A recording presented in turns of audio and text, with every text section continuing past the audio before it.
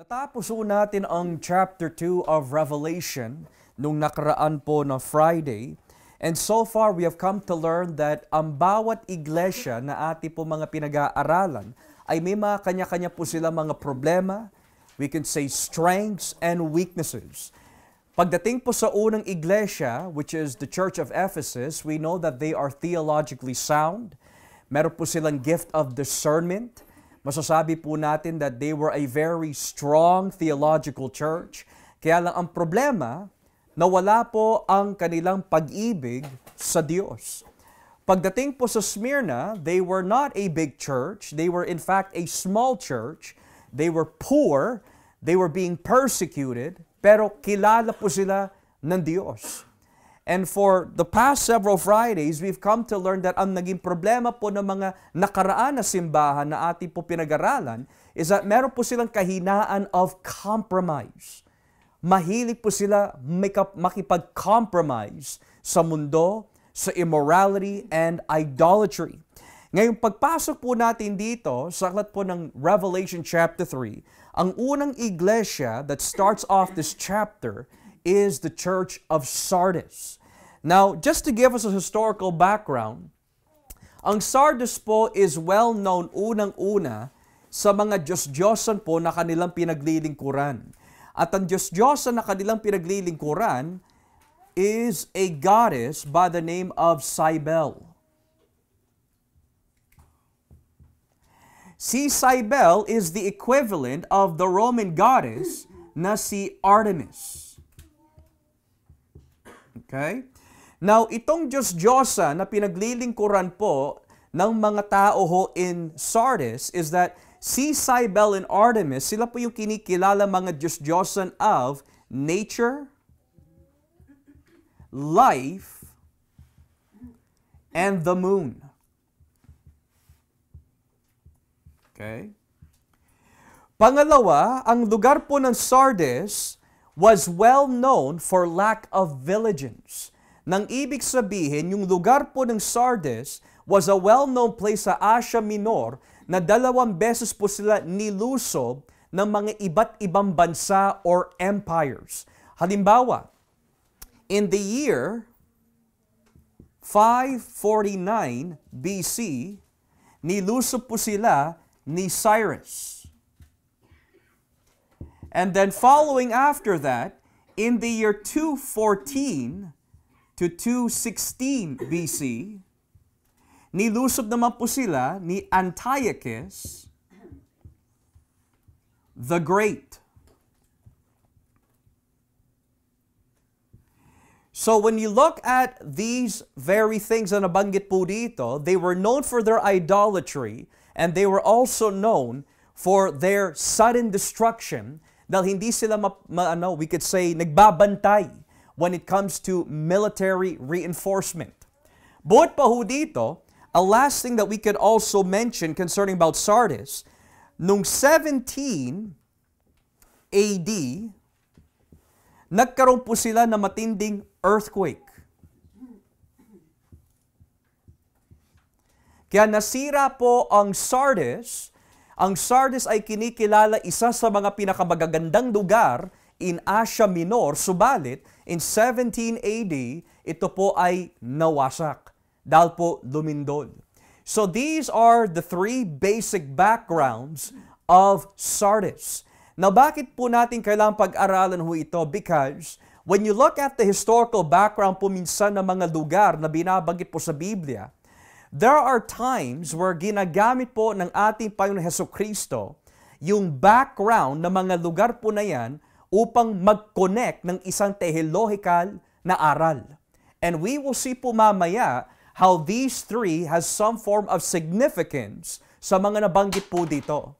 So ngayon, sabi po ng Biblia sa talatang 1, isulat mo ito para sa anghel na nagbabantay sa iglesia sa Sardis. Ito ang mensahe ng may 7 espiritu ng Diyos at may hawak na 7 bituin. Alam ko ang mga ginagawa ninyo. Now, we've already come to see mga kapatid that kapag sinabi po ng Biblia ang pitong espiritu ng Diyos. Ang pitong bituin. The number 7, lalo na po in apocalyptic literature, specifically here in Revelation, ito po ay tumutukoy as a symbolism for perfection and completeness. Okay? So kapag sinabi po ng Biblia, pitong espiritu ng Diyos, hindi po ito nangangahulugan may pitong banal na espiritu. That there are 7 distinct persons of the Holy Spirit. Hindi ho. Ang ibig sabihin ng pitong espiritu ng Diyos is another way of saying the perfect Holy Spirit of God. O ang espiritu ng Diyos ay perpekto. Bukod pa ho dito, when you go to chapter 4 verse 5, tignan niyo po kung paano gamitin yung lingwahe pitong espiritu ng Diyos. Chapter 4 verse 5, tignan po natin. Sabi po ng Biblia sa chapter 4 verse 5, mula sa trono'y kumikidlat, kumukulog at may umuugong sa harap ng trono'y may pitong nakasinding ilawan. Ito ang pitong espiritu ng Diyos. So, we know that the Holy Spirit is also near the throne in heaven.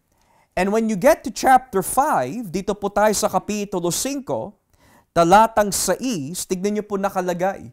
In chapter 5 verse 6, sabi ho dito, pagkatapos, nakita ko ang isang tupa na mukhang pinatay, pero nakatayo sa pagitan ng mga namumuno at ng tronong napapalagiran ng 4 na buhay na nilalang. Mayroon itong 7 sungay at 7 mata, na siyang 7 espiritu ng Diyos na isinugo sa lahat ng lugar sa mundo. So, dito natin nakikita kung ano po ang function ng 7 espiritu ng Diyos. And that is, according to chapter 5, siya'y isinugo sa bawat dako po ng mundo for a specific reason. And that is, the sovereignty of God is working dahil po kumikilos po ang banal na espiritu all over. So we can say that yung ibig sabihin po ng Christological description na si Kristo po ang may hawak ng 7 espiritu at siya rin po ang may hawak ng 7 bituin, we have come to learn that yung 7 bituin ay tumutukoy sa mga simbahan. We've come to, or rather yung mga angels of the churches, So yung 7 bituin ay tumutukoy po to the 7 angels of the churches, whereas the 7 spirits of God represent the sovereignty, omniscience of Christ. At hindi lang po yan. Ang function po ng banal na espiritu is to give life. Di po ba? Now, why would Jesus mention na hawak po niya ang banal na espiritu? Ang espiritu po ng Diyos ay nagtuturo. Ang espiritu po ng Diyos ay nanggagabay. Ang espiritu po ng Diyos ay nagbubukas po ng isip at puso ng mga tao. Pero ang espiritu po ng Diyos ay nagbibigay din ng buhay.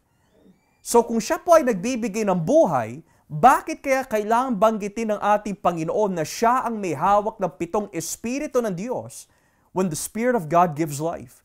Makikita ho natin yan mamaya. Let's continue on. Going back to chapter 3. Sabi ho dito, marami ang nagsasabi na buhay ang pananampalataya niyo sa akin. Ngunit ang totoo, para kayong patay. In English, I know your deeds. You have a reputation of being alive, but you are dead. Now, yung gaytong klaseng salita, you are alive, but you are dead, ito po ay tinatawag po sa isang English na term, an oxymoron. At bakit po siya tinatawag oxymoron? Paano po siya naging buhay, pero patay? At paano ho siya patay kung siya'y buhay? It just doesn't make any sense. So sa lahat ng mga iglesia na ini-examine po na ating Panginoon Jesucristo po dito, Sardis is extraordinarily different sa mga iba. Bakit po? Dahil ang Sardis, if we can label this church in this way, matatawag po natin ang simbahan ng Sardis sa gaytong klaseng titulo. Ang simbahan na buhay, pero patay. Ang simbahang buhay, pero patay. Now, ano ho ang ibig sabihin po nun? It means that spiritually speaking, maaari ang iglesyang ito ay kilalang kilala sa Asia Minor. Maaari sila po ay isang malaking church, sikat na iglesia. Kilalang kilala as a church na maaring masigasig, theologically sound. Maaari sila po is a well-known established church of faithful gospel preaching, kaya lang may problema.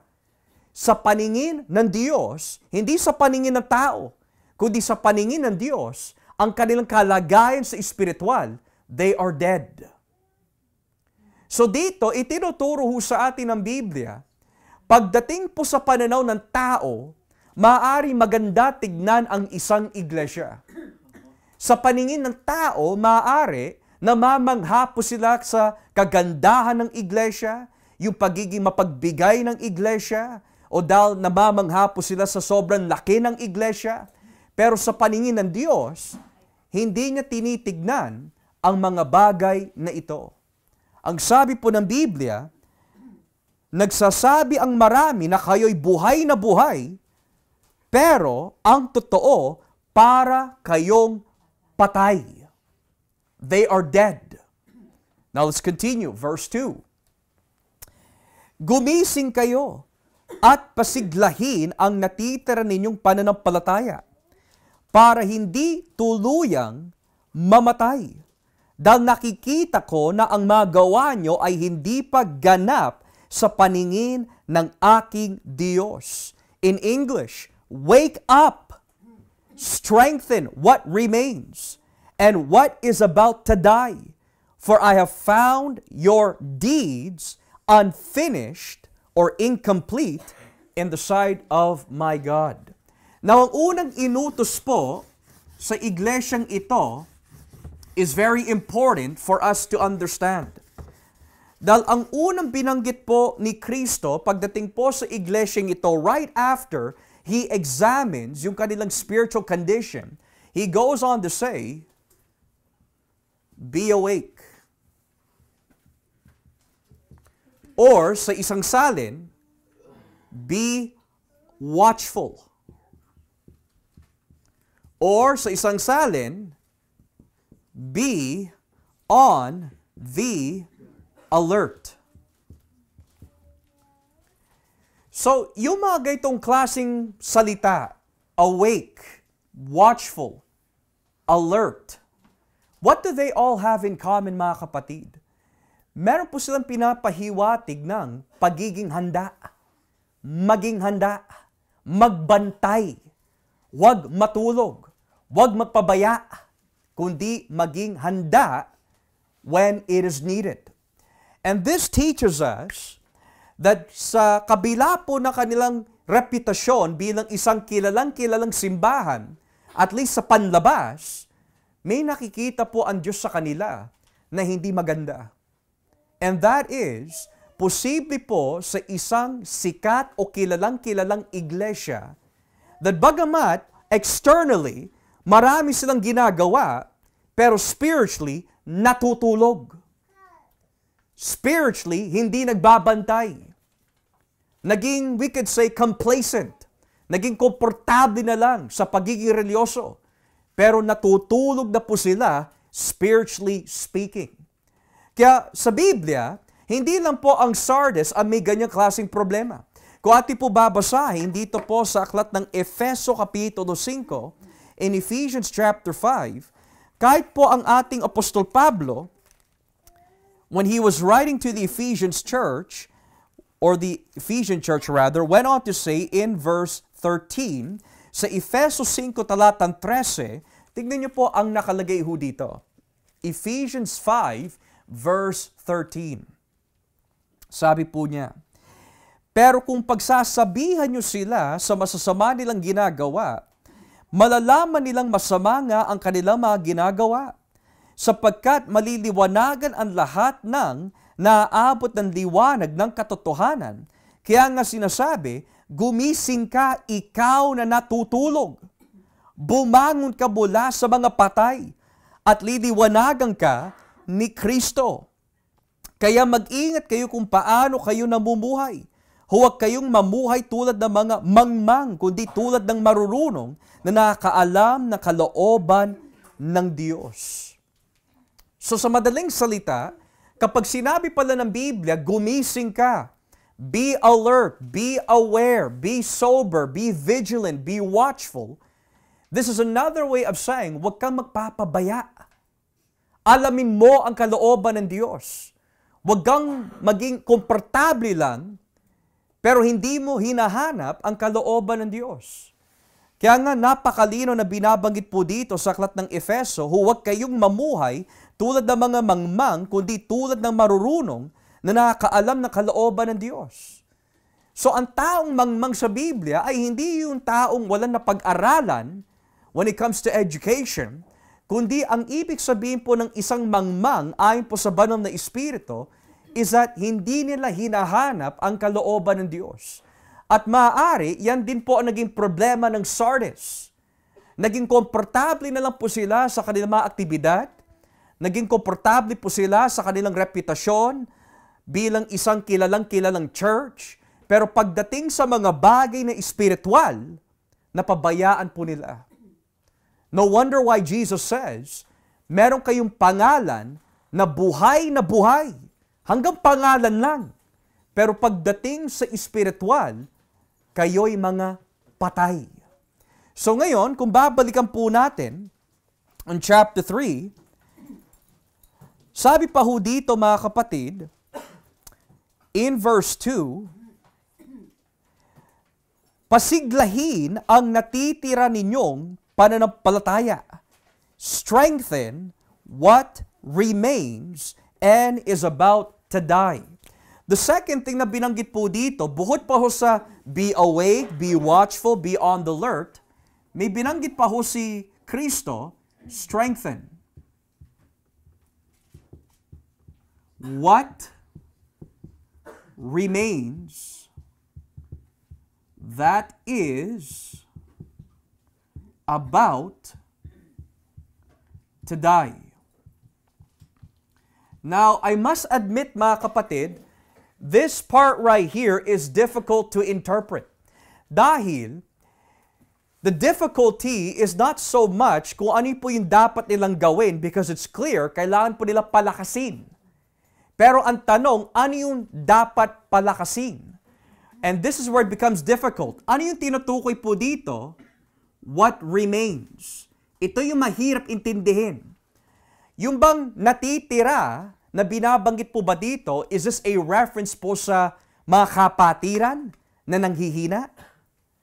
Or yung natitira is a reference sa ito yung mga natitira sa inyong buhay na kailangan nyo ayusin. Dahil ito'y unting-unti mawawala na. Now, if we say it is a reference sa mga tao, then nangangahulugan lamang that the reason why sila po ay nirebuke po ni Kristo is that despite na sila ay kilalang kilala in different churches, pero ang sariling sambahayan po nila spiritually, or the church that they are ministering to, napapabayaan po nila. And that means, maaari, they are very great at evangelizing. Maaari, sila po ay magaling sa mga tao sa labas. Pero pagdating sa mga miyembro sa loob, napapabayaan po nila. So it can mean that way too.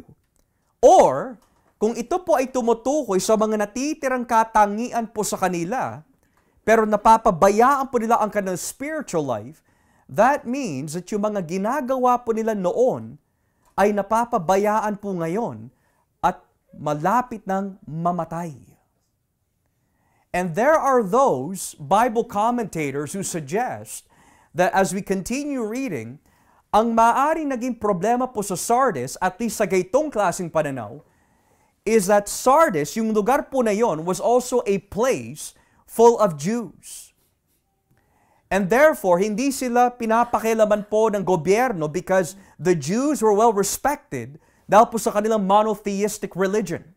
Basta magbabayad lang po sila ng buwis, but they were not forced to serve other gods. At kung yan po ay tama, then that means ang mga Kristiyano, hindi rin po sila pinakialaman in Sardis.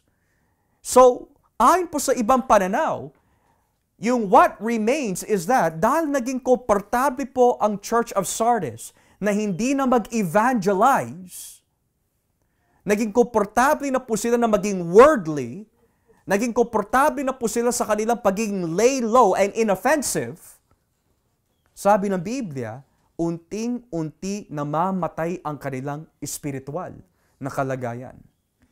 Now, ang tanong po mga kapatid, kasalanan po ba na manatili komportable? Depende. Halimbawa, komportable ako, may kapayapaan ako, panatag ang aking kalooban, knowing that God is in control of everything. Walang problema doon. You're supposed to have comfort in God. You're supposed to have rest in God. Pero may pagiging komportable or complacent where nagiging maayos ka lang sa kalagayan po ninyo to the point where you don't want to get any deeper in God. You don't want to be involved in ministry. You don't want to share the gospel. You don't want to grow in sanctification.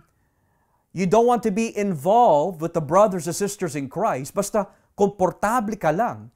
That is a very dangerous situation to be in. Kumbaga parang, ayos na sa akin umattend. Ayos na sa akin manalangin. Ayos na sa akin magbigay ng ikapo. Pero pagdating sa mga ibang bagay that requires sacrifice, surrender, commitment, hard work, labor for Christ and the kingdom, labas na ako dyan. Komportable na ako sa ganitong klaseng kalagayan. Nang ibig sabihin, kung yan po ang nangyayari sa Sardis, yung mga ginagawa po nila nung una, sacrifices, evangelism, and all the great things that labor for God's kingdom, dahil naging komportable po sila sa kanilang estado, well, kilalang kilala naman kami. Dumadami naman yung mga tao dito sa church. We will just relax na lang. Mga kapatid, walang binabanggit po sa Biblia that after you get 50 members in the church, pwede ka na mag-relax. Walang binabanggit po sa Biblia that after pinagpala tayo ng Diyos sa ating mga hinihiling ho sa Kanya, pwede na ho tayo mag-relax.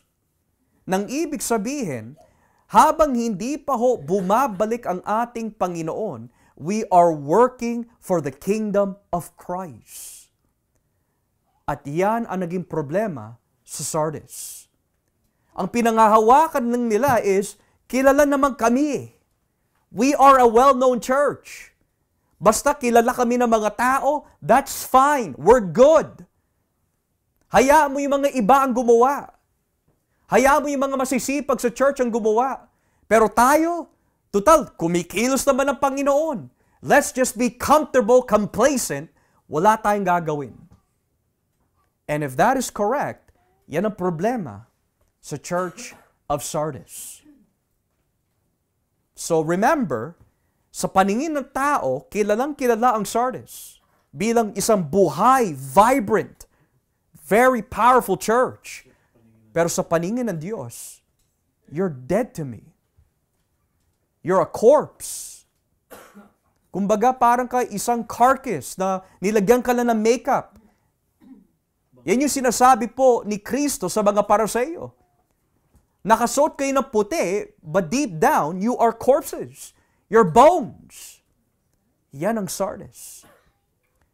Moreover, sabi pa ho dito,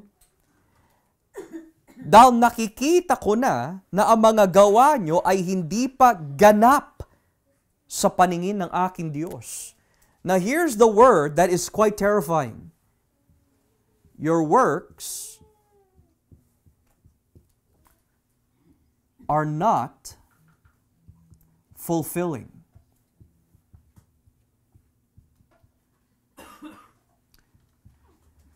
Your works are not fulfilling. Now, when you use the word fulfilling, when used in intimacy, it's another way of saying na parang nasisiyahan ka. You're satisfied. Nabubusog ka because of the performance.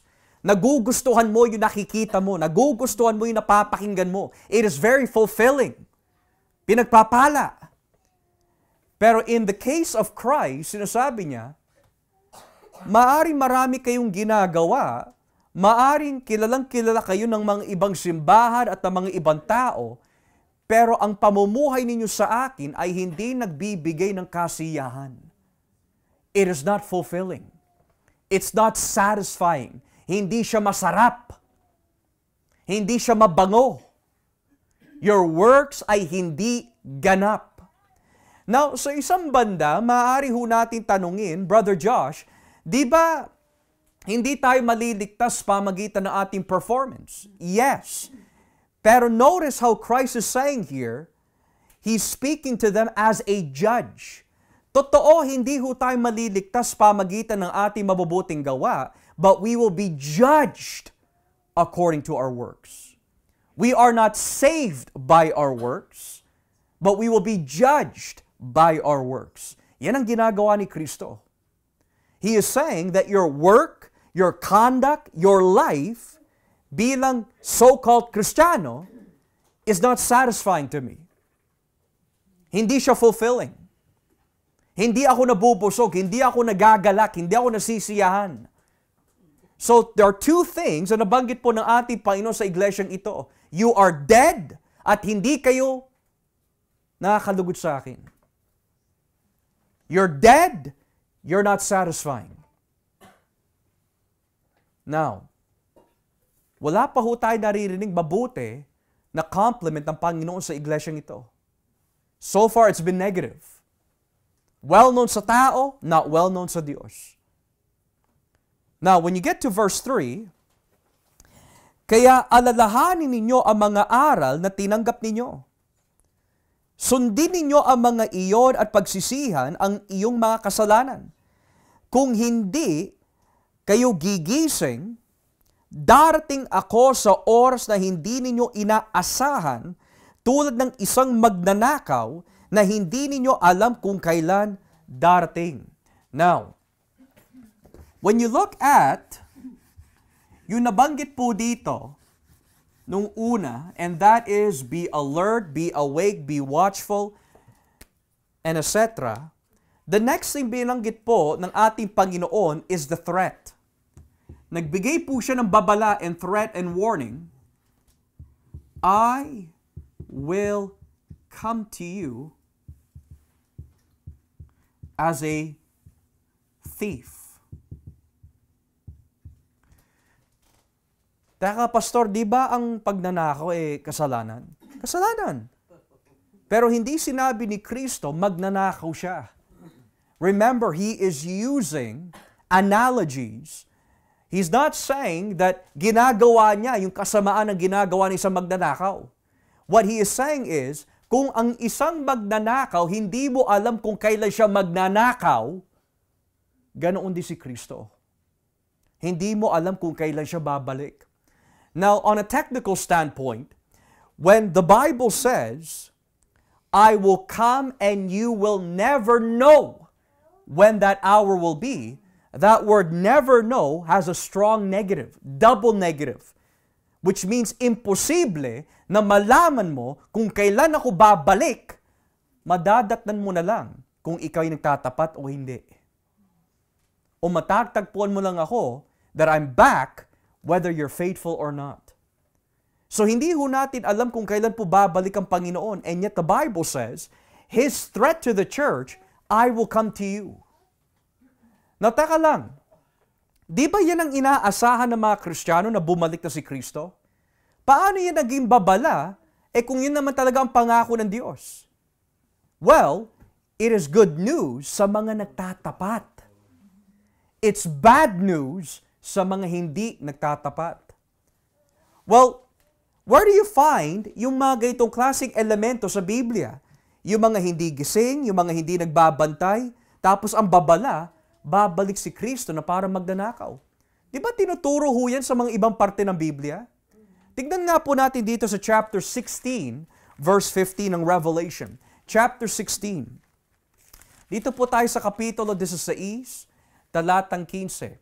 Chapter 16, verse 15. Tignan niyo po ang sinasabi. Chapter 16, verse 15. Ang lugar na pinagtipunan sa kanila at sa kanilang mga sundalo ay tinatawag na Armageddon sa wikang Hebreo. Pero sinabi ng Panginoon, makinig kayong mabuti. Darating ako na tulad ng magnanakaw dahil walang nakakaalam. Mapalad ang taong nagbabantay at hindi naghuhubad ng kanyang damit, upang sa pagdating ko ay hindi siya lalakad na hubad at hindi mapapahiya sa mga tao. Now let's pause here for a moment. Anong ibig sabihin? Huwag mong antayin na bumalik ako at matagpuan kita na nakahubad. Was that literal? No. Ang nilalarawan po nung salitang nakahubad is shame. Kahihiyan. And what does it mean to live in shame? To live in shame means is to live in idolatry. To live outside of the gospel. To live outside of Christ. Bakit po? Because when you are in Christ, binabalutan ka ng Diyos ng kanyang righteousness. Pero kapag wala si Kristo sa ating buhay, what is your covering? Kagaya po ni Adan at si Eva. Gumawa po sila ng sariling covering po nila, pero hindi naging sapat yan sa Diyos, kaya ang ginawa po ng Diyos, siya mismo ang nagbigay ng covering para sa kanila. Kasi kahit anong gawin ng tao, it will never be enough to hide their sins. So dito, itinuturo po ni Jesus, babalik ako, maging tapat kayo sa akin, at mamuhay kayo na may damit, which means the covering of Christ. To live for Christ, ang ibig sabihin po nun. Bukod pa ho dito, when we go here mga kapatid, in chapter 24 of Matthew, dito po tayo sa Matthew 24, may binabanggit po dito sa Olivet Discourse. Matthew chapter 24, at dito po tayo sa talatang 43. Matthew 24, verse 43. Sabi po ng Biblia, Matthew 24, actually let's begin in verse 42 hanggang pababa. Matthew 24, talatang 42 pababa. Kaya maging handa kayong lagi, dahil hindi ninyo alam ang araw o oras ng pagdating ng iyong Panginoon. Tandaan ninyo ito, kung alam ng isang tao kung anong oras sa gabi darating ang magnanakaw, magbabantay siya at hindi niya hahayaang pasukin ng magnanakaw ang kanyang bahay. Kaya maging handa rin kayo, dahil ako na anak ng tao ay darating sa oras na hindi ninyo inaasahan. So again, when Jesus uses the analogy of the thief, He's not saying, magnanakaw din ako. Ginagawa ko yung kasamaan ng ginagawa ng isang magnanakaw. Hindi ho. Hinalintulad po ni Kristo ang kanyang pagbalik sa isang stealthy maneuver ng isang magnanakaw na hindi niya ipinapaalam kung kailan siya magnanakaw. So He's very stealthy with it. Hindi niya pinapaalam kahit kanino. Dahil wala pa ho ako nakita, at least to my understanding, isang matinong magnanakaw na ipapaalam niya kung kailan siya magnanakaw o papasok sa bahay na kanyang nanakawan. No, they will not let you know. Now, another question is, bakit hindi na lang ipaalam ni Kristo kung kailan siya babalik? And the reason might be, ang tao po ay magsisisi lang sa araw na yon. Ang Kristiyano, pwede po nila ikatwiran, well, tagal pa naman ni Jesus bumalik eh. April 15 at 2027 at 3 p.m., siguro mamumuhay muna ako sa kamunduhan. Magre-relax muna ako. You know, pabanjing-banjing lang ang paglilingkod sa Panginoon, yun muna ang gagawin ko. Pero pagdating sa April 15, 2027 at 3 p.m., magbabalik loob na ako sa Panginoon. Hindi ganun ang tinuturo ng Biblia. Sabi ng Biblia, maging handa ka dahil hindi mo alam kung kailan siya babalik.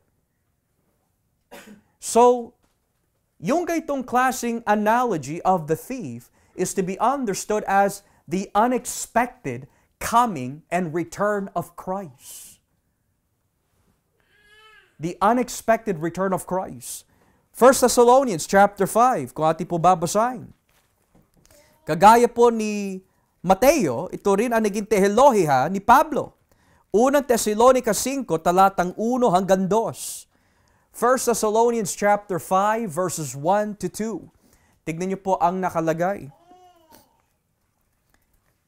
Mga kapatid, hindi ko na kailangang isulat pa sa inyo kung kailan mangyayari ang mga bagay na ito. Dahil alam na ninyo na ang pagbabalik ng Panginoon ay katulad ng pagdating ng isang magnanakaw sa gabi. And lastly, ang Apostol Pedro, meron din po siya binabanggit sa ikalawang Pedro, kapitulo 3, 2 Peter, chapter 3, talatang Gs. Ikalawang Pedro, kapitulo 3, talatang Gs. Sabi ho dito,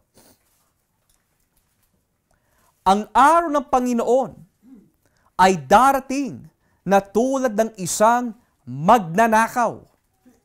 Sa araw na iyon, biglang mawawala ang kalangitan na may nakapangilabot na ugong. Masusunog ang lupa at mawawala ang lahat ng nasa lupa.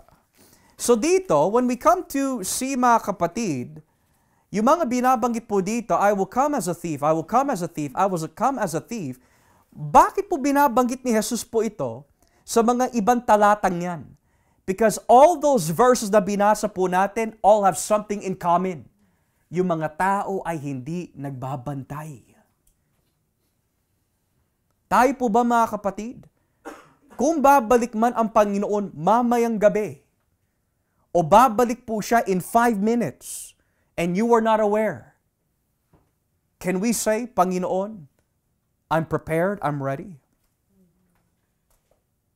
Hindi ako natutulog spiritually. I'm spiritually awake, Panginoon. Matter of fact, ang tinuturo po ng bagong tipan na dapat po inaabangan ng mga Kristiyano ay yung pagbabalik ni Jesus. Ano po yung huling naging encouragement in the book of Revelation, chapter 22? Lord Jesus, come quickly. Come quickly. Yung unang iglesia na sinulatan po ni Pablo, which was Thessalonica, in 1 Thessalonians, in every single chapter, kitang-kita ho natin, in all 5 chapters, inaabangan po nila ang pagbabalik ni Kristo.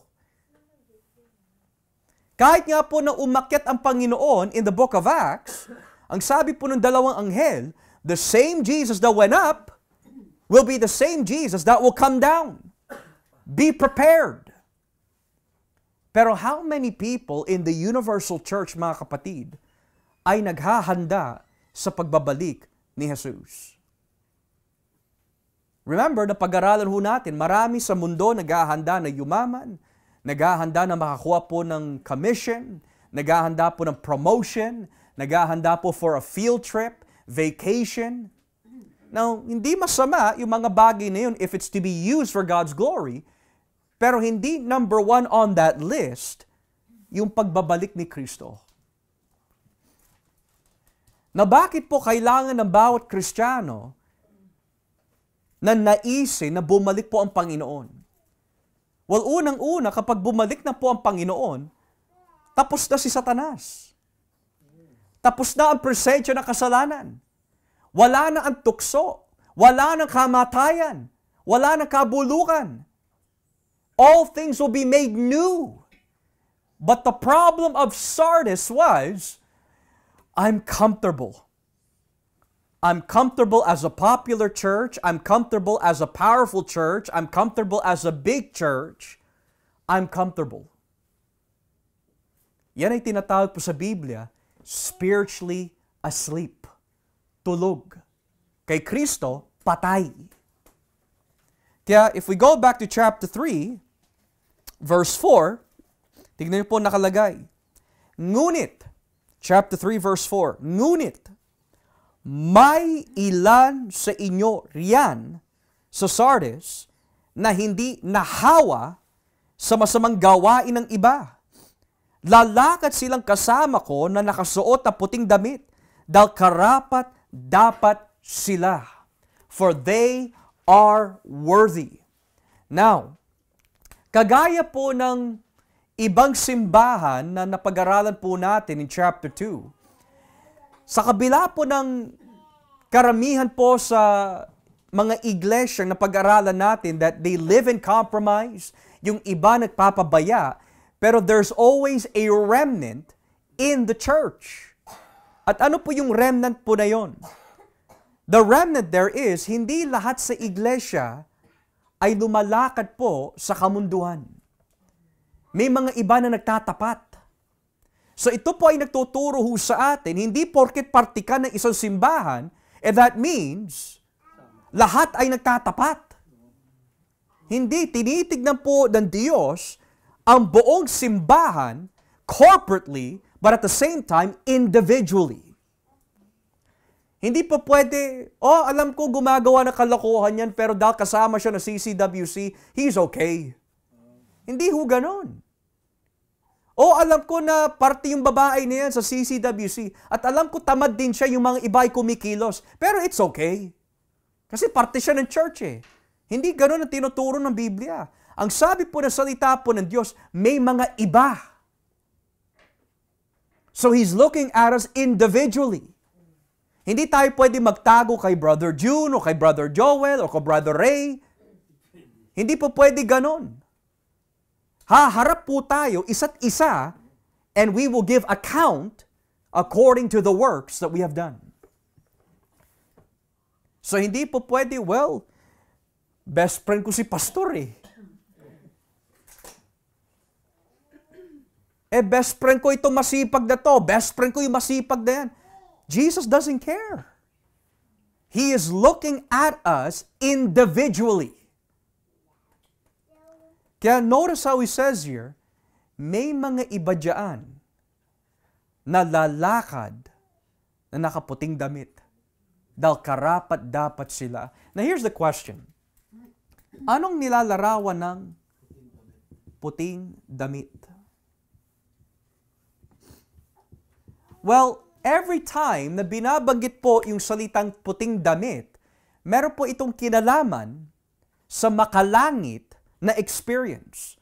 Halimbawa, kung titignan po natin ang chapter 6, beginning at verse 11. Chapter 6, verse 11. Tignan niyo po ang nakalagay.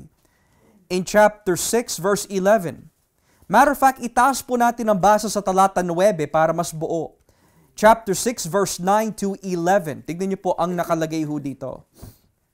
Sabi po ng Biblia, nang tanggalin ng tupa ang ikalimang selyo, nakita ko sa ilalim ng altar ang kaluluwa ng mga taong pinatay dahil sa tapat na pangangaral nila ng salita ng Diyos.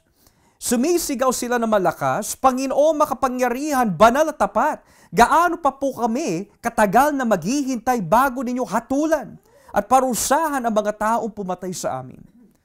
Bawat isa sa kanila'y binigyan ng puting damit at sinabihang maghintay ng kaunti pang panahon hanggang sa mabuo ang bilang ng kanilang mga kapatid at kapwa na naglilingkod sa Diyos na papatayin din tulad nila. So ang mga ito, most likely ay pinatay for the sake of Christ. Pero nung sila'y nasa langit, dinamitan po sila ng puting damit. Chapter 7, verse 9. Basahin po natin. Chapter 7, verse 9. Tignan niyo ho. Pagkatapos nito, nakita ko ang napakaraming tao na hindi mabilang sa dami. Nagmula sila sa lahat ng bansa, angkan, lahi at wika. Nakatayo sila sa harap ng trono at ng tupa. Silang lahat ay nakadamit ng puti at may mga hawak na palaspas. Ngayon, if you go all the way down to verse 13, ibaba ang basa sa talatang 13, tignan nyo ho. Tinanong ako ng isa sa 24 na namumuno, sino ang mga taong iyon na nakadamit ng puti? At saan sila nanggaling? Sumagot ako, hindi ko po alam, kayo po ang nakakaalam. At sinabi niyo sa akin, sila ang mga dumaan sa matinding paghihirap.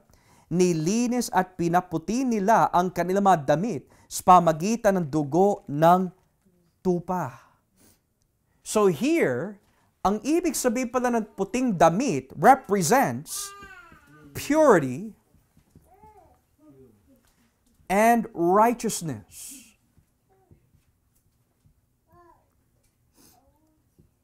Pero ang tanong, saan ho nila nakukuha yung purity and righteousness po na yan? And it all belongs to Christ. So ang ibig sabihin po nito, kaya ho, binanggit ni Kristo, may mga ilan dyan na hindi po nila inaalis ang kanilang damit na puti is because ang representation po ng purity and righteousness is living for Jesus. Namumuhay sila kay Kristo. So in other words, yung mga spiritually tulog, they're not living for Christ.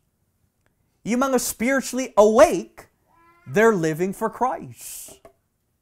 Now, bago ho tayo humakbang doon sa susunod na teksto, a question might be, Pastor, ano yung itsura, pakiramdam? Ano yung praktikal ng nilalarawan ng natutulog spiritually? Well, being spiritually asleep, mga kapatid, is that hindi mo na nakikita ang iyong kondisyon na ikaw ay nanlalamig, nanghihina, at nagiging manhid ka na pagdating sa salita ng Diyos. In other words, hindi mo na hinahanap ang kalooban po ng Diyos. Ang mas lumalakas po ay yung laman kesa po yung nais na hanapin ang Espiritu. That is what it means to be spiritually asleep. That when you come to fellowships, pinag-uusapan ang salita ng Diyos, you don't feel anything. Naririnig mo lang pero walang pumapasok. Maaari pumapasok dito, labas sa kabila because you're spiritually dull. There's no joy. There's no conviction. Wala kang motivation na hanapin ng Diyos. No motivation to lead the home. No motivation to share the Word of God. You're spiritually dull. Wala kang nararamdaman, manhid sa espiritual. And every time na nagiging parte ka ng ministeryo o sa mga gawain, you're not there because you want to be, you're there because routine na lang. Friday kasi o Sabado kasi o Linggo kasi So that spiritual dullness, nagiging cycle lang siya, but there's no heart. Bukod pa ho dito, when you're spiritually asleep, mga kapatid, you lose track of your time with God. You don't have time for Him anymore. Hindi mo na napapasin, you have no prayer life. Lahat ho tayo ay naniniwala kung gaano kahalaga ang prayer life. Napaka-importante po na manalangin, mga kapatid. Yun ang sabihin mo sa Panginoon, Lord, ayoko magkasala sa iyo. Bigyan mo ako ng lakas na makaiwas sa kasalanan. You will be surprised sa biyaya na binibigay sa atin ng Panginoon na hindi hanapin ang kasalanan. Kasi napaka-epektibo po ng prayer. Pero when you're spiritually asleep, saka na ako mananalangin. Siyempre, kung tulog ka, you don't see anything. Your mind's not working the way it should. Kasi tulog eh. Ganon ang tao that is spiritually asleep. He does not see the glory of Christ. Hindi niya nakikita yung kalooban ng Diyos. So ngayon, pagdating po sa talatang 5 of Revelation 3, ngayon magbibigay na po si Kristo ng encouragement na magtagumpay ang iglesia. Ang magtatagumpay ay bibihisan ng puting damit at hindi ko aalisin ang pangalan niya sa aklat ng listahan ng mga taong binigyan ng buhay na walang hanggan, at ipapakilala ko sila sa aking Ama at sa kanyang mga anghel na sila ay mga tagasunod ko. Now, there are three things that Jesus promises. Sa kanyang mga ipinangako sa Sardis, sa kabila po ng kanilang pagiging spiritually lethargic, spiritually lazy, spiritually asleep, ang ating Panginoon ay napakabuti pa rin sa kanila. Three things that Jesus promises. Number one,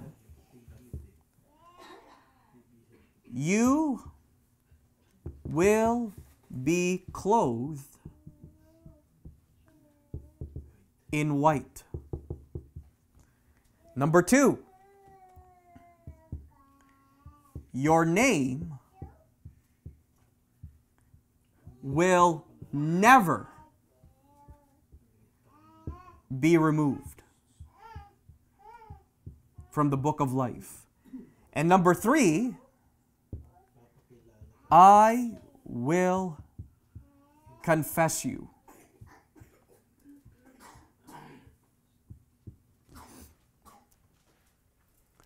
So ngayon, yan yung tatlong bagay na ipinangako ng Diyos sa mga magtatagumpay. At ano po ang ibig sabihin po noon ng magtatagumpay? It means na natiling tapat kay Jesus hanggang sa kamatayan o hanggang sa kanyang pagbabalik. Yun ang ibig sabihin po na nagtatagumpay. Hindi yung nagtagumpay ka dahil nakipag-macho-macho ka sa iyong kalaban.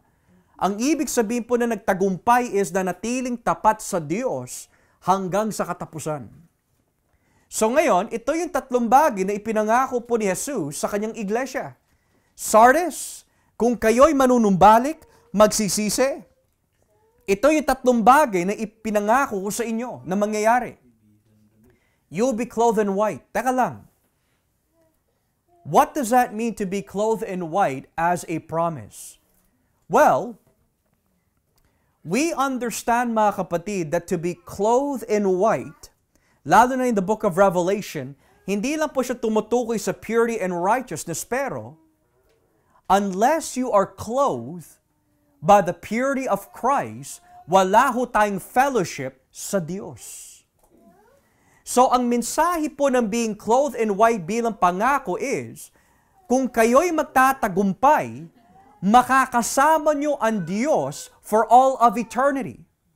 Pero paano mo makakasama ang Diyos kung hiwala po sa atin ang kabanalan ni Jesus? You cannot dwell with God without perfect righteousness. Kaya binabanggit po ng Biblia, you'll be clothed in white kasi you will dwell with God forever. And how will you dwell with God forever? Bibihisan kita. I will clothe you. Diyan po natin nakukuha ang doktrina, justification by faith. Ini-impute po sa atin ni Kristo ang kanyang kabanalan. Bakit po? You know, when people talk about justification by faith, they think that ituturing ka lang ng Diyos na matuwid and that's it. There's a reason why kailangan ka maituring matuwid. Una, para mailigtas ka, of course. Number two, para mapatawad ka. Pero number three, most importantly, para makasama mo ang Diyos for all of eternity. God will not dwell with unrighteous people. Tatandaan natin yun. He will only dwell with those who are righteous. So to be clothed in white guarantees eternal access to God. Number two, your name will never be erased or removed. Dito po pasok ang debate ng mga Kristiyanong Arminian at ng mga Kristiyanong mga Calvinist. Ang mga Kristiyanong Arminian, sasabihin po nila that, see, ito ay isang proof text that posible burahin ng Panginoon ang iyong pangalan sa aklat ng buhay and therefore mawawala ang iyong kaligtasan. Whereas sa ating mga kapatid na Calvinists, they would say, well, the reason why wala siyang kaligtasan to begin with is because hindi naman siya talaga ligtas. Imposible mawala ang kaligtasan sa isang tao na hindi naman talagang ligtas. So pinagdedebahatin po nila ang kahulugan po nito. Pero ano hong ibig sabihin, I will never erase your name? Now, bago ko po sagutin yan, I want to give you a historical background muna sa doktrina ng libro o aklat na binabanggit po dito. And I want to tell you and show you that whenever Jesus is saying something, lalo na to the church in Revelation, there is always a historical context to this. May tinatawag po in antiquity, kapag sinabi antiquity, yung mga sinuunang panahon, book record, o kung tawagin po minsan, book registrar or register.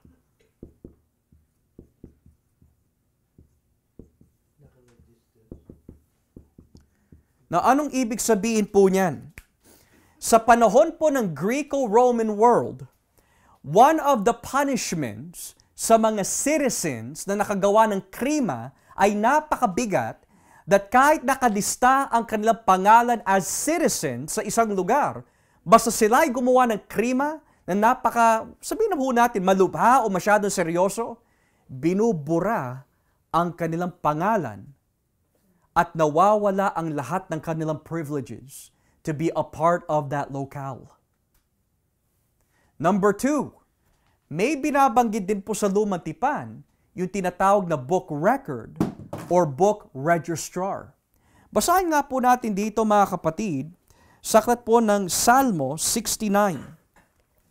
Salmo 69 verse 27 and 28. Salmo 69 verse 27 and 28. Tignan niyo po ang sinasabi ng Biblia. Salmo 69 verse 27 hanggang 28. Tignan niyo po yung galit ni David. Idagdag niyo ito sa kanilang mga kasalanan at huwag niyo silang iligtas. Burahin niyo sana ang kanilang pangalan sa aklat ng buhay at huwag isama sa talaan ng mga matuwid. May they be blotted out of the book of life and not be listed with the righteous. Then in Malachi chapter 3, kung ating po babasahin, Malakias kapitulo 3, talatang 16, Malachi chapter 3, verse 16. Tignan niyo po ang nakalagay, Malakias 3:16. Pagkatapos, nag-usap-usap ang mga taong may paggalang sa Panginoon. Narinig ng Panginoon ang kanilang pinag-uusapan. Ang kanilang pangalan ay isinulat sa aklat na nasa harapan ng Panginoon para maalala niya silang may mga takot at kumikilala sa Kanya. In English, then those who feared the Lord talked with each other, and the Lord listened and heard. A scroll of remembrance was written in His presence concerning those who feared the Lord and honored His name. And then, kung babasahin po natin ang Isaiah, kapitulo 4. Isaiah, kapitulo 4. Simulan po natin dito sa talatang 1. Isaiah chapter 4, verse 1. Tignan niyo po ang nakalagay.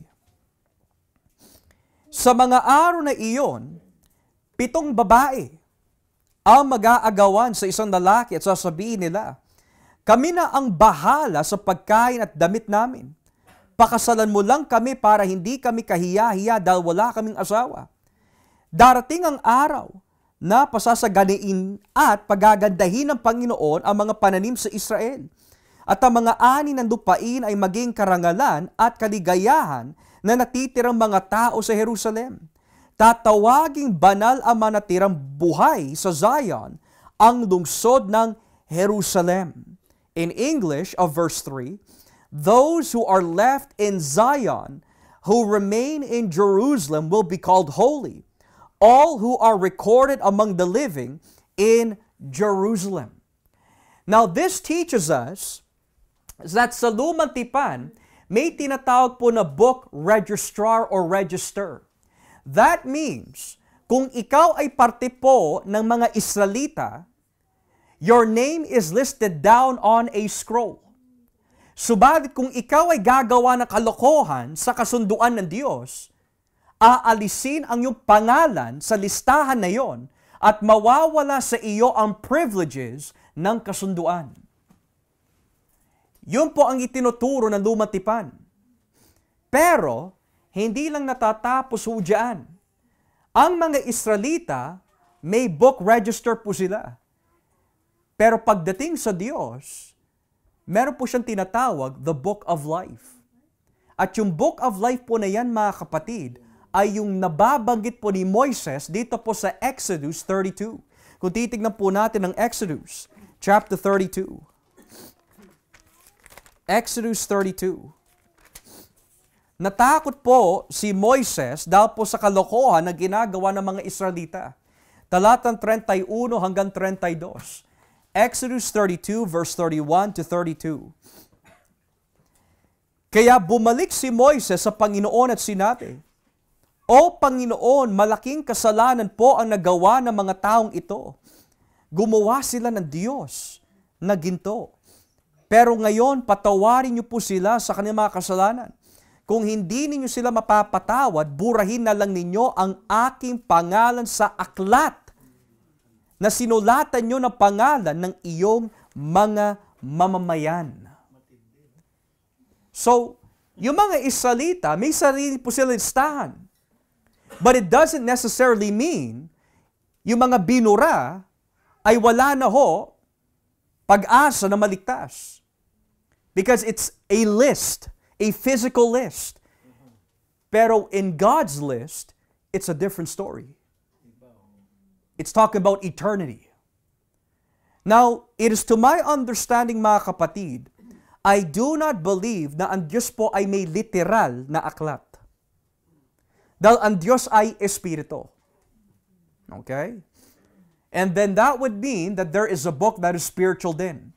But we must understand that kino-communicate po ng banal na espiritu sa pamagitan po ng apocalyptic literature para lang maunawaan natin yung nais iparating ng Diyos. Kung tayo, in human language, alam natin that there's a book, a list, this is God's way of saying, yung mga lumalakad ng matuwid, hindi ko sila buburahin. Now, there are those na maari mga tuwiran sa labas and say, kung ang ating kaligtasan ay hindi mawawala, bakit kailangan pa balaan ng Panginoon na buburahin niya? Total, hindi naman mawawala ang kaligtasan eh. Bakit pa niya kailangan burahin? And the answer is this. Wala tayong mababasa sa Biblia na isinusulat ng Diyos ang pangalan ng mga pinili on the day that they believed. Wala tayong mababasa ganun. Nang ibig sabihin, naniwala si Brother Joshua today. Okay, isusulat na ng Diyos. Your name is in the book of life. Pero dahil Joshua, nagkasala ka sa akin, buburahin ko ulit ang iyong pangalan. Nagsisi ka, so isusulat ko ulit. No, that's not how it works. Wala tayong mababasa sa Biblia that God writes down your name when you get converted or on the day of your conversion. But rather, the question is, kailan niya isinulat ang iyong pangalan? Was it on the day of your conversion? When? Basahin nga po natin in chapter 13 ng Revelation, verse 8. There are two verses I want to show you. Chapter 13, verse 8. Chapter 13, verse 8. Patungkol po ito sa mga sumasamba sa Antikristo. Chapter 13, verse 8. Sabi po ng Biblia, sasambahin siya ng lahat ng tao sa mundo na ang mga pangalan ay hindi nakasulat sa aklat na listahan ng mga taong binigyan ng buhay na walang hanggan. Bago pa man likhain ang mundo, ang mga pangalan nila ay hindi na nakasulat sa aklat na ito na hawak ng tupang pinatay. Chapter 17, basahin po natin. Chapter 17, verse 8. Chapter 17, verse 8. Sabi po dito, ang halimaw na nakita mo ay buhay noon, pero patay na ngayon. Pero muli silang lalabas mula sa kailaliman at agad namang mapupunta sa walang hanggang kapahamakan. Makikita siya ng mga taong hindi nakasulat ang mga pangalan sa aklat ng listahan ng mga taong binigyan ng buhay na walang hanggan. Bago pa man likhain ang mundo, ang pangalan nila ay hindi na nakasulat sa aklat na ito. At kapag nakita nila ang halimaw, mamamangha sila dahil buhay siya noon at namatay na, ngunit nabuhay na naman. So ang tanong ho dito mga kapatid, kung ang mga hindi pinili ng Diyos na sumasamba po sa halimaw or the beast, the Antichrist, Satan, kaya ho sila sumasamba dahil ang kanilang mga pangalan noon pa man ay hindi nakasulat sa listahan, nangangahulugan po that yung mga pinili po ng Diyos, bago po sila tumanggap kay Kristo in time, nakasaad na po ang kanilang mga pangalan in the book of life dahil parte po ito sa plano ng Diyos. Pero I want to clarify something lest we become confused. Hindi ko sinasabi that God saved you already before you had to repent. That's not what I'm saying. In the mind of God, ligtas ka. Pero yung kaligtasan po na yon had to still be fulfilled in the right time sa kanyang plano. Okay? Kasi maaari isipin ng iba, well, kung ligtas na pala ako bago pa man likhain ng mundo, hindi ko na kailangang magsisi. No. What the text is saying is, the reason why some come to faith and repent is because nung pa man, kasama ka na in the redemptive plan of God. Nakasulat ng iyong pangalan, kaya ka nagsisi, kaya ka sumampalataya. So ngayon, pagdating po dito, why then does God have to give a threat na buburahin po niya ang pangalan ng mga tao kung hindi sila magsisisi? Dahil hindi lahat na puwapasok sa simbahan ay tunay. And this means, kailangan magbigay po si Jesus ng babala dahil ang natural response ng mga pinili ng Diyos sa babala ni Kristo, magsisisi at magsisisi yan. Pero sa mga hindi tunay, ipapakita lang po nila na hindi sila talaga kabilang ho doon. So bakit po napaka-importante na ang ating mga pangalan po ay nakalista sa aklat ng buhay? Why is that so important? Because in Revelation, may mga benefits ho ito. Great benefits. Halimbawa, if you look at chapter 21 of Revelation, chapter 21, verse 27, 21 talatang 27, why is it important na maging kabilang po tayo sa listahan na yan? Sa 21 talatang 27, tignan niyo po ang nakalagay. Pero hindi makapasok doon ang anumang bagay na marumi sa paningin ng Diyos. Ang mga gumagawa ng mga bagay na nakakahiya at ang mga sinungaling.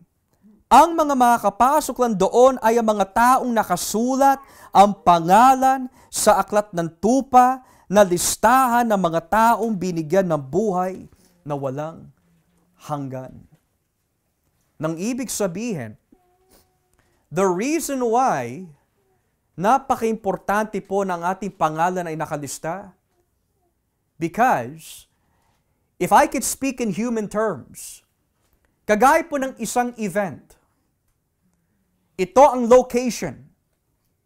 Dito tayo kakain. Pero tatanungin ka ng mga tao when you go and line up, as you're about to enter, do you have reservation? Are you on the list?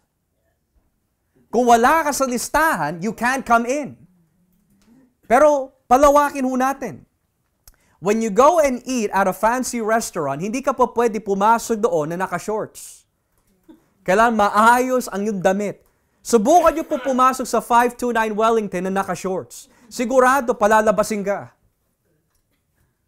Because it's inappropriate. It's not formal. You have to dress well. Well, so far, that's what we see here. You have to have the right raiment. You have to be on the list. And the one who invites you must acknowledge you before all of them. Do you see this? You see that pattern? Hindi po pwede, inilagay mo pangalan mo dyan, nakasuot ka na maayos, pero hindi ka kilala na nag-imbita. Ang sabi po ni Jesus, ito ang pinapangako ko sa inyo. I will confess you before my Father and His holy angels. Now think about that, mga kapatid. When you think about yung mga pinangako ho dito ng Diyos, dressed in white because of Christ, you are secured because of Christ, you are known to God because of Christ. At ang hinihiling lang po ng Panginoon, manatili kang tapat sa akin. Pero, ang problema po sa Sardis is that kung hindi ho sila magsisisi, mananatili po sila in spiritual dullness. So sa madaling salita, Jesus does not care if you're a popular church. He does not care how influential you are. Pero kung nakikita niyo ho, ang bawat isa sa atin, including myself, we're spiritually dull. Hindi tayo i-confess ng Panginoon on that day. Eh yan pa naman sinabi po ni Kristo sa aklat ng Mateo 10:32. If you acknowledge me before men, I will acknowledge and confess you before my Father and His holy angels.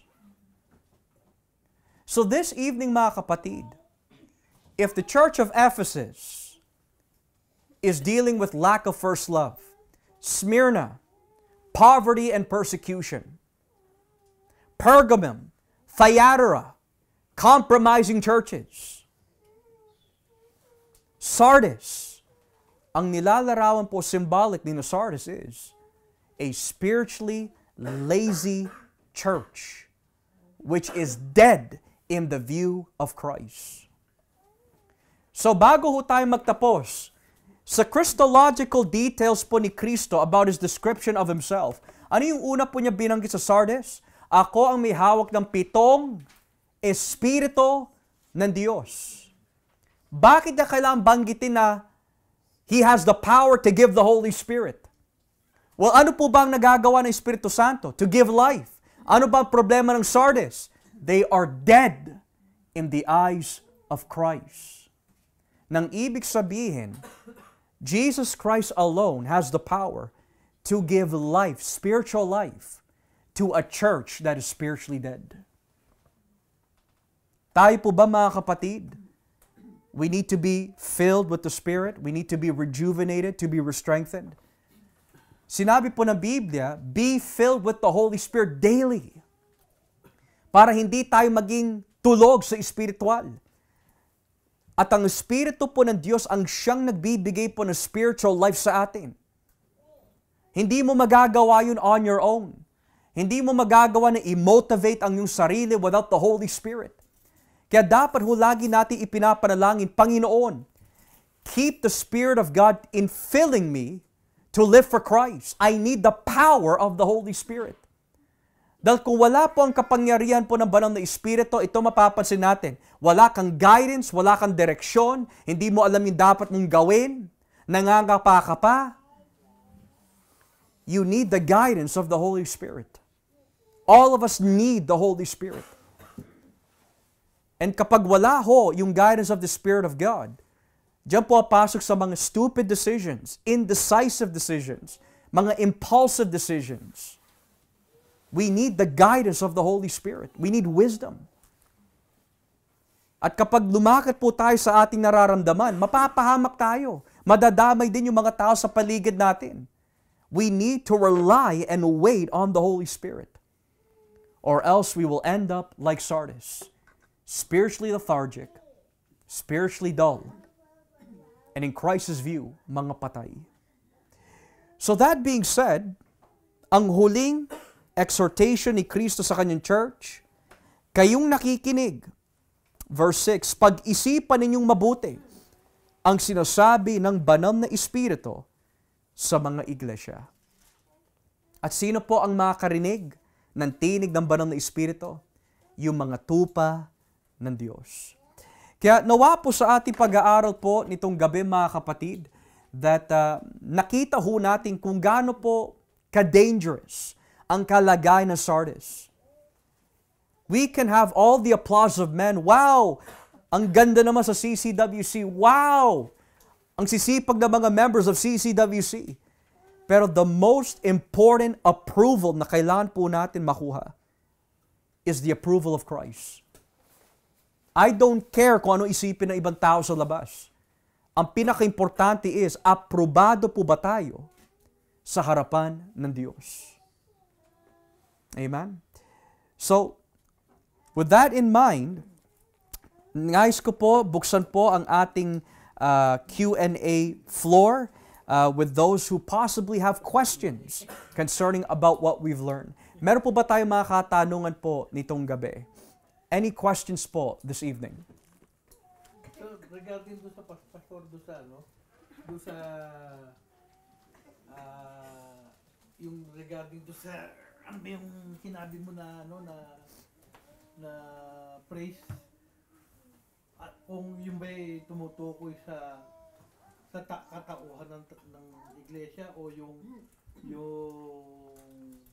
ginagawa ng bawat isang tao. Yung sa yung question na binigay nyo kanina, na mahirap unawain kung yun ay tumutukoy sa... Oh, strengthen that what remains. Yeah. Aha. Ano ba yung talaga noon? Alin sa dalawa talagang... The majority view is that they take that to mean yung mga bagay na hindi napapabayaan ng Sardis, pero malapit na mamatay.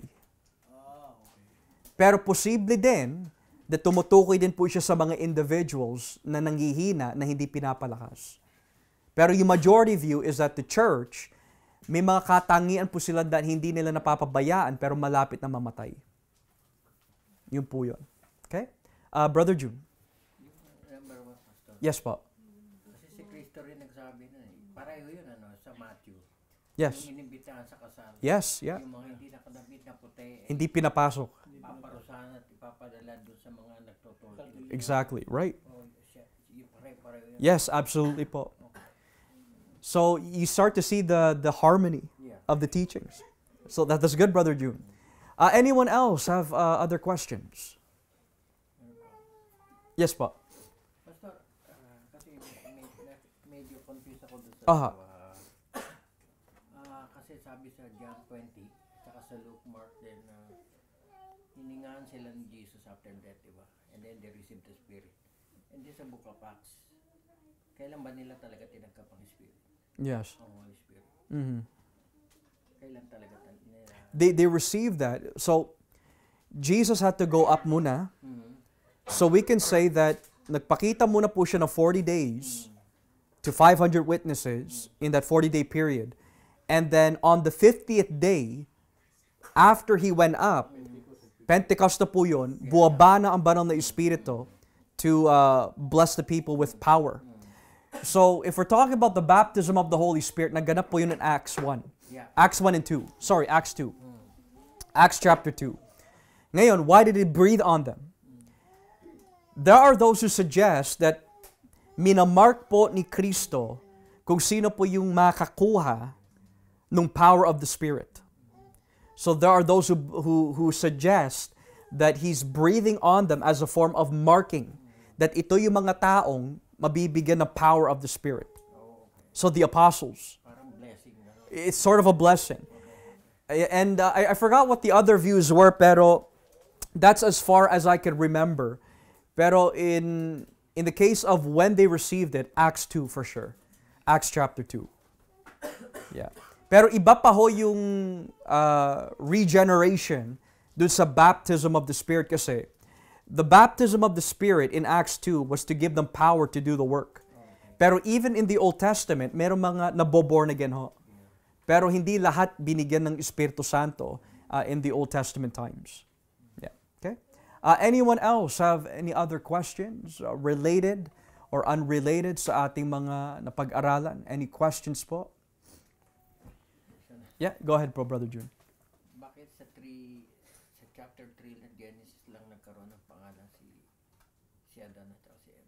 Saan po? Sa Genesis 3? No, doon lang sila nagkaroon ng pangalan. Kasi from 1 to 3. Pagdating ng 3:20 at 3:17, mga 3:6 hanggang 3:15 to 16, itong sinasabi lang lalaki, tapos ganun babae. Pagdating ng 3:17, at tatawagin kita Adan, ganun, doon lang nagsimula. Nung nakasalanan sila, ganun, doon lang nagkapangalan eh. Well, kasi the meaning of the word Adam means earth or from the earth, kung hindi ako nagkakamali, man or earth. So maari is just interchangeable. Maari interchangeable po siya. One that comes from the earth or man, they're pretty much almost the same. Kasi it's interesting, Brother June, that you brought that up. I believe that they are interchangeable. That whether he's called man or Adam, it doesn't really make much difference. Kasi when you get into the New Testament, lalo na sa Roma 5, verse 12, pababa, nakalagay doon, by one man's disobedience. Pero hindi binanggit the name Adam in that instance. Sinabi lang, there was a man who disobeyed. Most likely, man and Adam is referring to the same person. Interchangeable po sila. Yeah. Yeah, kasi yung kasi na-stumble kami doon sa scroll tsaka yung lalaki hindi ko matandaan. Para daw tayo na nangyari kay Adam. Nung nagkasala ka na, ayun na, yung fingerprint ka na, pangalan mo, doon na. Kaya parang gano'n, nagkasala ka, you have a crime. So, it's about like that. Kaya yung pangalan mo ngayon, naka-record na. Yeah. I don't know. I don't know about that one. Kasi the same thing can also happen with Christ. Yeah. Jesus had a name too. Yeah. But we know hindi siya nagkasala. Yeah, hindi siya. So, I'm not too sure the reason for it, pero sa aking pagkakaintindi, Brother, I could be wrong. But to my understanding, I see more of it being interchangeable. Synonymous lang po sila. Man, the first man, and then the second man or the last Adam, right? So they are interchangeable. Okay? Anyone else have any other questions related or unrelated? Meron po ba mga katanungan? Sister Jen? Sa tingin mo ba, yung mas marami ba ang maliligtas over sa hindi maliligtas? Ano po ang sa tingin mo? Yeah. That is hard to say, Sister Jen, dahil kung ang basihan lang po is yung nabanggit sa Mateo 7, many enter in and are destroyed, and few find the straight narrow gate. Then, kung doon lang tayo titingin, then it seems to suggest mas marami yung madadamay. Pero when we read Revelation 7, may binabanggit po doon that may mga tao po na dinapitan po ni Kristo ng puting damit from different tribes, ethnic groups, race, different tongue. And sabi ho doon, hindi sila mabilang. So, only God knows the number. Pero if we take Scripture altogether, this is just my view. Don't take my word for it. I believe that God's grace, again, wins, as always. Pero it doesn't necessarily mean that mas marami yung maliligtas for Him to win. Because ang Diyos, He's not obligated to save anyone. Kung marami po mga tao ang maliligtas dahil po kay Kristo, yun po ay isang presentation ng Kanyang habag, biyaya at kabutihan. So if we take Revelation 7 and we take Matthew 7 together, it's a mystery. Kasi sa isang banda, marami talaga mahuhulog sa impyerno. Pero sa isang banda, marami din ang maliligtas. So, it's hard to say. Yung nagbaha po, diba yung kay Noah, sila lang po ba talaga yung naligtas? So the rest talaga yung namatay at nakasalanan, yung hindi talaga saved. Only 8 souls were saved that day. 8 souls. So, saved sa yung salvation o yung saved sa baha? Well, it would have to be from the baha.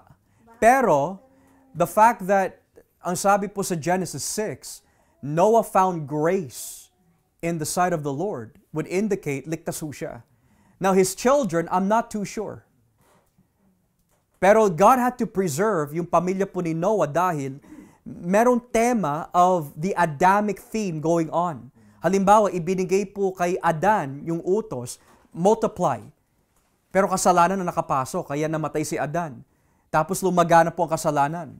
So instead of lumagana po ang godliness, lumagana po ang kasalanan. So ginawa ng Diyos, binaha po niya mga tao, He used Noah to continue yung gawa po ni Adan to multiply again, to start anew. Pero as far as covenant-wise, ang nakikita ko lang po doon, na talagang there is evidence that he was saved was Noah. Pero yung the rest, the only thing that we know is that may 3 anak ho siya, they had wives, yung isa nagloko, and then the other one binigyan po ng pangako that mula sa kanyang binhi, sila po ay maghahari, etc., etc., and whatnot. But si Noah, he's part of Hebrews 11, na nagtuturo po talaga he was in fact saved. Tingin mo, Pastor, yung mga namatay sa baha, dahil nga namatay sila sa baha lahat, sila niwalay, tsaka family namin sila. Ibig sabihin ko, hindi ba sila parang saved din, like yung saved sa langit. Yung kumbaga, sa baga hindi naman natin alam kung Yung mga binaha ho? opo, yung mga namatay sa baha, sa baga hindi naman natin po alam kung sino yung mga saved. Yeah, that's right. That's right. I would also add, Sister Jen, aside po dun sa comment po ninyo that we don't know, and that's fine to say, but we also have to consider Genesis 6, 4 and 5. Sabi po doon, and God looked at the earth and saw that all that man was thinking and doing was evil. So kaya po niya binaha because everyone was evil. So kung yun ang assessment po ng Diyos before the flood, for the reason why He had to flood them, then we could say that they were evil people. Kaya si Noah lang ang nakatagpo po ng biyaya mula po sa Panginoon. Ano po ba yun? Isang lugar lang? Like, halimbawa, isang lugar lang? Or It's a universal flood. sa buong mundo? Buong mundo po yun. What skeptics are saying, Sister Jen, yung mga hindi naniniwala sa universal flood, they're saying there's only one region. But there's a problem with that because honest scientists, yung mga honest na scientists, they see that yung mga water levels in the layers of rocks ay hindi lang po sa isang lugar, but in many places. Now, back in junior high, elementary pa yata to, tinuro ho sa amin yung tinatawag na Pangea, na makakadikit po yung mga continents before and countries. Pero scientists are saying that there's such a great gush underneath the deep that caused the continents to break apart. Some say it was asteroids, others say it was a great flood. But there's evidence for a flood dahil hindi lang po sa Biblia, there are Oriental stories and European stories and different cultural stories. Lahat sila nakakatugma that there was a universal flood. So ang tanong ho doon, saan nagmula yung ganong klaseng tradisyon? And eventually, it'll lead you back to the Bible. So it's not a one area lang. No. Not one area. It's the whole world. Yeah. Anyone else, mga kapatid? Yes, Sister Wendy. Pastor, yung dito sa Revelation 3 na pinag-usapan natin kanina, yung sabi nyo, parang spiritually asleep. So, parang, ano ba yun? Parang backslidden state. Yeah. I would say so, yes. I would say so. Because at the end of the day, itinuring pa rin po niya yung church na yun as his own. Now, it's fascinating that yung lingwahe na ginamit po dito is that you are alive but you are dead could be understood in light of that kilalang kilala sila for what they're doing, pero yung gawa nila sa harapan ng Diyos is not really satisfying. So hinitulad po niya sa isang patay na gawa, or you're dead, your condition is dead. Pero at the same time, He also tells them to be awake. So, it's possible that when you look at the New Testament, the fact that lagi sinasabi po ni Apostol Pablo yung mga ibang alagad, gumising kayo, magbantay kayo. It's possible for a Christian to be spiritually asleep. Nang ibig sabihin ignorant o hindi nagbabantay for a specific period of time. Pero kung siya'y talaga pinili ng Diyos, hindi siya mananatili sa ganung klaseng estado. Yeah. Posible po yun, yeah. Anyone else has any other questions related or unrelated sa ating napag-aaralan? Okay? Well, if everything has been made clear, mga kapatid, tayo na po ay... go ahead. Kung spiritually asleep means for just a short period of time kasi may mga naglalamig po. Does that mean na save yung tao? If he is the elect of God at siya'y manunumbalik, then yes. Even though spiritually asleep siya for a moment. For a period of time. Kasi when we say spiritually asleep, he's not walking in the will of God. Yun ang ibig sabihin nun. So who are some examples? Samson is an example. Jonah is an example. David is an example. Right? So there are many examples sa Biblia that halos lahat ng mga lingkod ng Diyos, kapag hindi sila nagbabantay, they are technically spiritually asleep in that matter.